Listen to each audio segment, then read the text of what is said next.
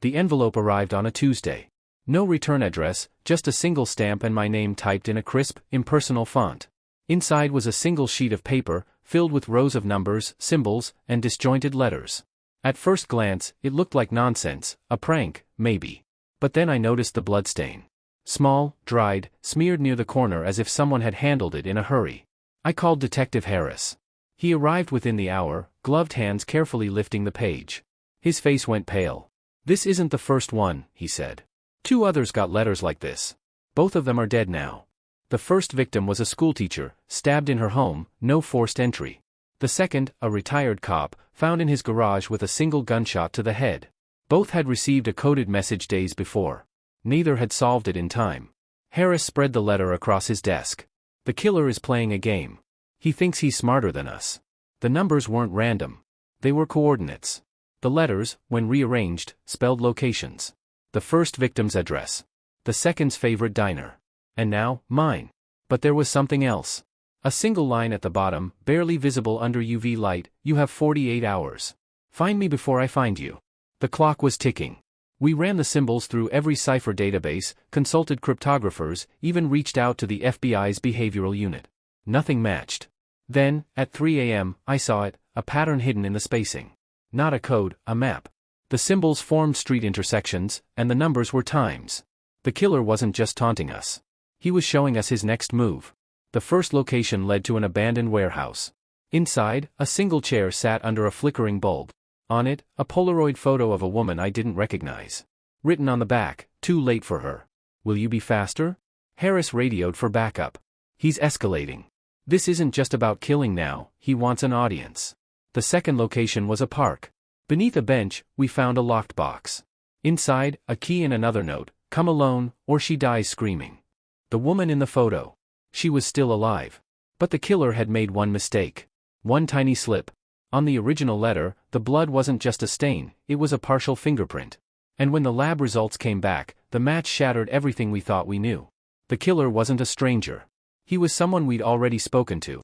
The fingerprint belonged to Daniel Reeves, a quiet, unassuming lab technician who had processed evidence from the first 2 crime scenes. He'd been in the room when Harris and I examined the letter. He'd watched us struggle with the code, knowing all along what it meant. But why? His personnel file showed no red flags, no history of violence, no criminal record. Just a man who'd spent 12 years working in the shadows of the justice system, invisible by design. Then we found the journal. Buried in his apartment wall, behind a loose panel, was a leather-bound book filled with newspaper clippings of unsolved murders.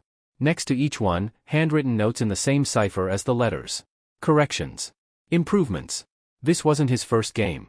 The Polaroid woman was identified as Lisa Torrance, a missing nurse last seen leaving her night shift 3 days earlier.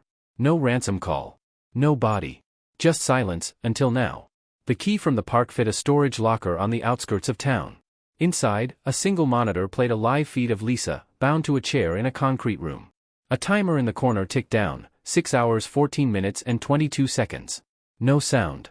No clues to her location. Just her terrified face and a message flashing every few minutes: "You're running out of time." Harris cursed. "He's leading us in circles." The storage units registered to a fake name, paid in cash. Dead end. But I kept staring at the monitor. Something was off. The way Lisa's eyes darted, not just in fear, but toward something. A vent? A door? Then I saw it. Reflected in her pupils, barely visible, the edge of a red exit sign. Only one building in the county still used those old, rusted signs. The abandoned Crestwood Hospital. We moved fast.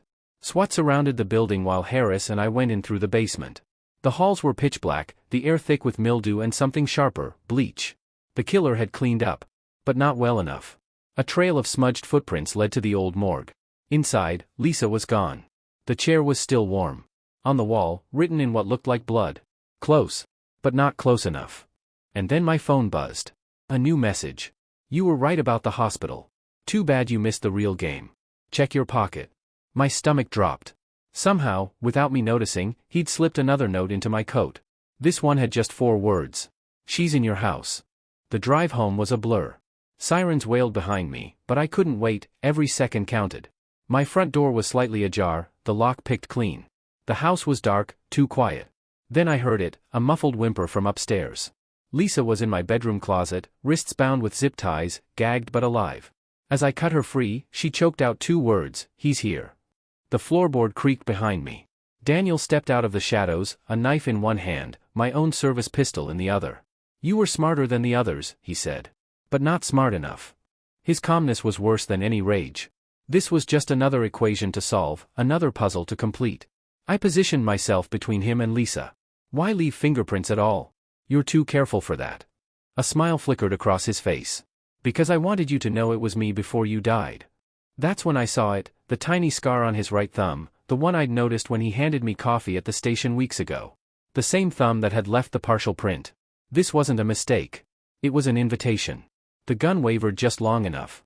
I lunged, tackling him through the bedroom door. We crashed down the stairs in a tangle of limbs, the pistol skittering across the kitchen floor. Somewhere in the struggle, the knife grazed my ribs, hot pain, then numbness. Daniel scrambled for the gun, fingers closing around the grip just as Lisa brought the fire extinguisher down on his skull. The crack echoed through the house. He didn't move again. Later, at the hospital, Harris handed me the final piece.